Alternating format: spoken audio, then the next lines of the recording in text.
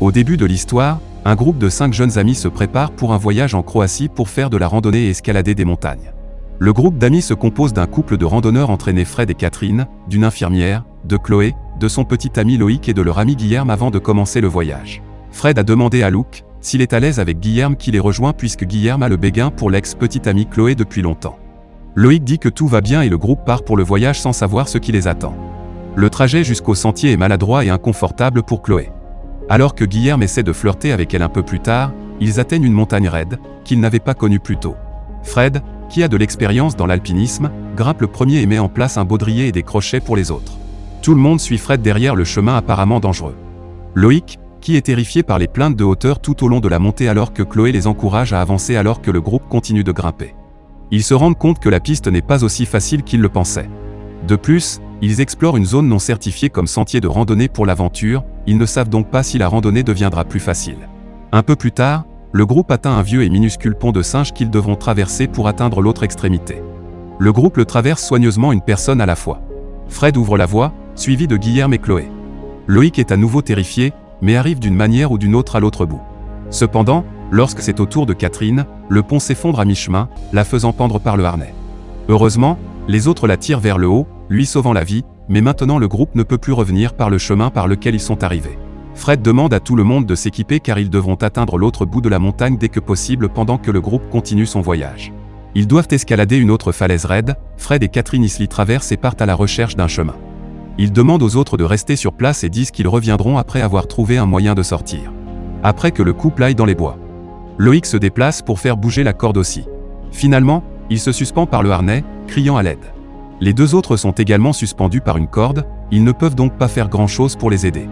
Pourtant, Guilherme donne un coup de main à Loïc, mais la situation empire lorsqu'il tombe lui aussi de la corde. Catherine et Fred, quant à eux, regardent à travers la jungle lorsque Fred commence à hyperventiler. Catherine essaie de l'aider quand soudain il marche sur un piège à ours et se blesse à la jambe. Il commence à saigner abondamment, mais le couple n'arrive pas à le faire sortir. Fred a demandé à Catherine d'aller chercher les autres en premier afin qu'ils puissent aider à retirer le piège. Elle oblige et court à nouveau vers la falaise avec la corde. Voyant l'état dans lequel se trouvent Loïc et Guilherme, elle les aide rapidement à se relever. Un Loïc égoïste ignore Guillaume et grimpe sur lui pour se sauver. Finalement, tous sortent sains et saufs et se dirigent vers Fred. Pendant ce temps, Fred gémit de douleur en tenant sa jambe, quand soudain il est tiré par la chaîne attachée au piège à ours. Par conséquent, lorsque le groupe ne peut pas le trouver, il s'inquiète pour sa sécurité, en particulier pour Catherine, qui est confuse car il n'aurait pas pu retirer le piège à ours de son pied tout seul. Elle commence à le chercher hystériquement, mais lâche, Loïc suggère qu'il cherche d'abord une issue. Lui et Catherine se disputent qui se termine lorsque Chloé dit qu'il devrait d'abord chercher Fred. Le soleil est presque sur le point de se coucher, et toutes les lumières torchées sont avec Fred, donc s'ils le laissent derrière eux, ils ne s'en sortiront pas. Le groupe se réunit et le cherche tout autour pendant qu'il marche. Loïc et Guillaume se disputent à propos de Chloé. Loïc lui demande de ne pas parler à Chloé après le voyage, mais Guilherme dit d'un air suffisant qu'elle n'en a pas encore fini avec lui, révélant qu'ils étaient autrefois ensemble. Loïc frappe Guilherme et finalement les deux se battent. Chloé court vers eux, mais tombe dans un gouffre profond en chemin. Les autres lui demandent si elle va bien, mais n'obtiennent aucune réponse. La fosse est entièrement noire, donc ils ne peuvent pas voir ce qui lui est arrivé. Catherine attache une corde à une pierre et l'utilise pour descendre dans la fosse. À l'intérieur, elle voit que la fosse est en fait un piège rempli de pierres tranchantes et de branches. L'un d'eux a transpercé le bras de Chloé, mais à part ça, elle est en sécurité. Loïc et Guillaume les regardent d'en haut. Lorsque Guillaume a l'impression que quelqu'un les regarde, il en parle à Loïc, mais il est renvoyé. Ils font sortir Chloé et pansent sa blessure. À ce moment-là, elle se souvient de la fois où un enfant patient a été tué à cause de son erreur. L'incident hante Chloé depuis longtemps, mais elle n'a pas réussi à s'en débarrasser. En fait, il planifie ce voyage pour qu'elle se sente mieux.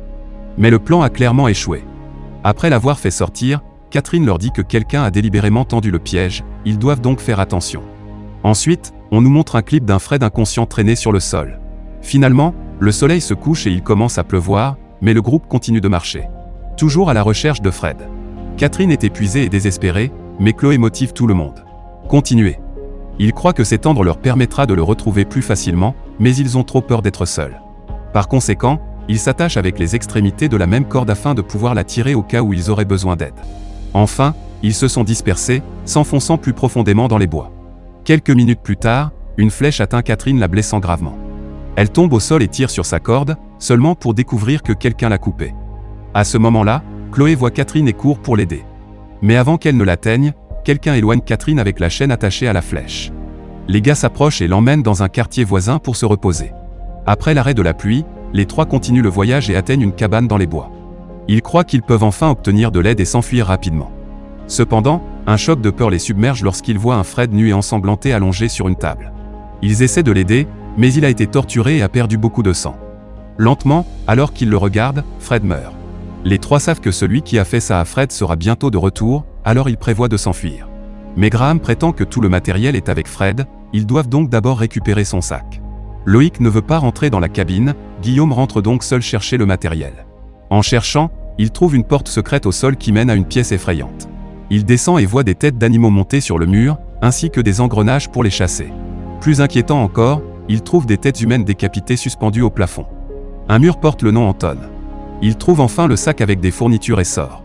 Loïc apparaît en haut des marches et arrête Guillaume en chemin. Il récupère l'équipement de l'homme et le renvoie dans la pièce.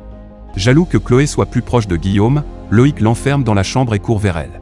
Il ment en disant que Guillaume est mort et a demandé à Chloé de courir avec lui. Elle riposte, ne voulant pas laisser un autre ami derrière elle. Alors que les deux se disputent, le cannibale et le propriétaire de la cabane, Anton, y arrive avec le cadavre de Catherine. Il assomme Chloé d'un seul coup et pousse un cri mortel. Un Loïc terrifié recule mais est attaqué par Anton. Il le frappe à plusieurs reprises, le tuant presque. Mais Chloé se lève au bon moment et le sauve alors qu'elle combat le psychopathe. Un lâche Loïc s'enfuit avec une torche, la laissant derrière elle. Chloé est surprise, donnant à Anton une chance de la frapper. Il l'assomme facilement d'un coup de pied. Quand Chloé se réveille un peu plus tard, elle et Guillaume sont attachés au sous-sol, tandis qu'Anton s'occupe des cadavres de Fred et Catherine. Il entend des bruits du sous-sol. Il descend et amène Chloé avec lui, d'autre part. Loïc manque de fusées éclairantes en courant à travers les bois et n'a nulle part où aller. Le jeune parvient tant bien que mal à se délier les mains et à se libérer. Mais lorsqu'il essaie de passer derrière Chloé et Anton, la porte est verrouillée. Anton se dirige vers Chloé avec un couteau lorsque Loïc arrive et l'attaque au bon moment. Il jette une pierre sur l'homme et s'enfuit, obligeant Anton à le poursuivre avec son arbalète. Puis Chloé ouvre la porte à Guillaume, et les deux se préparent à partir. Guillaume dit que s'ils partent à la recherche de Loïc, ils finiront probablement par mourir. Il tend un couteau à Chloé et lui demande de le suivre, mais Chloé insiste pour sauver Loïc en premier. Pendant ce temps, Anton frappe Loïc sur sa jambe avec une arbalète, le faisant hurler de douleur. Les deux se battent, mais Loïc est facilement maîtrisé. Loïc fait preuve de courage pour la première fois dans le film et utilise la flèche plantée dans sa jambe pour attaquer Anton. Il frappe ensuite l'homme à plusieurs reprises avec une pierre et rampe loin de lui. Enfin, il tombe d'une falaise et s'accroche à l'Iran. Anton le regarde tomber de loin et disparaît du site. Guillaume et Cléo arrivent sur les lieux et aident Loïc pendant que Guillaume le tire. Il se souvient de ce que Loïc lui a fait plus tôt et change d'avis. Il agit comme si sa main glissait et lâche délibérément Loïc. Chloé pleure en pleurant la mort de son petit ami tandis que Guillaume la réconforte d'un câlin. Droit ? Ensuite, Anton frappe Guillaume avec une arbalète juste sur la tête, le tuant enfin. Chloé hurle d'horreur alors que Guillaume tombe au sol dans un accès de rage. Elle perd le contrôle et attaque Anton. Elle le frappe avec le couteau que Guillaume lui avait donné, et les deux s'engagent dans une bagarre intense. Anton la maîtrise en un instant et la frappe à plusieurs reprises. Soudain, Chloé crie son nom, le faisant s'arrêter brusquement. Il se ressaisit et lève à nouveau la main, mais Chloé lui tranche la gorge au bon moment. Elle monte sur lui avec le couteau pour le tuer pour de bon, mais s'arrête quand elle reçoit des flashs du patient qui a été tué à cause d'elle. Alors à la place, elle le laisse là pour mourir. Chloé s'échappe alors vers le câble et dans une joie éplorée, entame la descente vers la sécurité. Cependant, elle a laissé son couteau derrière elle, qu'Anton prend et va au câble. Alors que Chloé descend le câble, un claquement fort se fait entendre et l'écran devient noir, ce qui implique qu'Anton a réussi à couper le câble et à la tuer. Le film se termine par la note qui dit que le corps de Loki a été retrouvé au pied de Velika, tandis que Fred Caffrey. Guillaume et Chloé sont toujours portés disparus. De plus, le garçon nommé Anton O'Mara, qui a été kidnappé à l'âge de 5 ans, n'a jamais été retrouvé dans la même zone. Plus de 3000 personnes ont disparu à ce jour, sans explication. Le film se termine par une photo du groupe prise avant la diffusion du voyage. Merci d'avoir regardé.